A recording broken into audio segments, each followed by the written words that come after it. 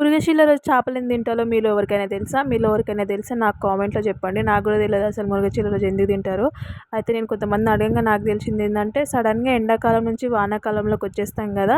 అలా వచ్చినప్పుడు వెదర్ అనేది చాలా డిఫరెన్స్ ఉంటది. సో, మన బాడీ కంట్రోల్ చేసుకోవడానికి, ఆ వెదర్‌కి మనకేం గాకుండా అంటే జరము, సర్ది, దగ్గు ఇలాంటివి ఏం రాకుండా ఉండడానికి చేపలు తినడం వల్ల చాలా మంచిదని చెప్పేసి అన్నారనమాట. మా అత్తమ్మ వాళ్ళు గూడా చెప్పినారు నాకు. అయితే మేమైతే ప్రతి మృగశిలకి ఖచ్చితంగా చేపలనే తెచ్చుకుంటాం. ఈ చేపలైతే మా ఊర్లోని చెరువులోనే తెచ్చింది మా అత్తమ్మనైతే. వీటిని ఇట్లా నీట్‌గా కట్ చేసుకొని అందులో కొన్ని ఫ్రై చేస్తాం. కొన్నేమో పులుసు చేస్తారనమాట. చాలామందికి ఫ్రై మాత్రమే ఇష్టం. పులుసు అనేది తినరు. నాలాగా ఎవరుంటారో కామెంట్ చేయండి.